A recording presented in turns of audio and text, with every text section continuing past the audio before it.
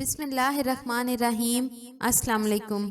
سیدنا ابو ہریرہ رضی اللہ عنہ سے روایت ہے کہ رسول اللہ صلی اللہ علیہ وآلہ وسلم نے فرمایا، ایک مسلمان کے لیے دوسرے مسلمان کا مال، عزت اور خون حرام ہے۔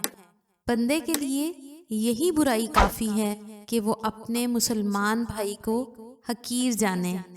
یہ سنن ابو داؤد کی حدیث نمبر 4882 ہے۔ اس کی تشریح کچھ یوں ہے کہ جہاں مسلمان بھائی کی دوسروں کے ہاں بدگوئی کرنا یا توہین کرنا یا اس کا مال مار لینا حرام ہے، وہاں اپنے دل میں اسے حقیر جاننا بھی بہت بڑا گناہ ہے۔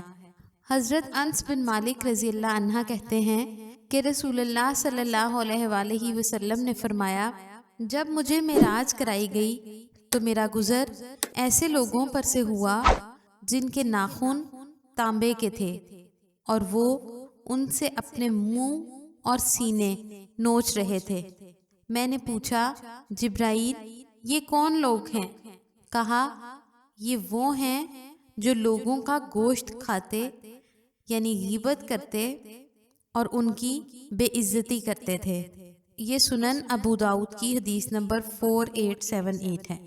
ویڈیو اچھی لگے تو ہمارے چینل اسلامک پورٹل کو ضرور سبسکرائب کریں اور ویڈیو کو لائک اور شیئر کریں۔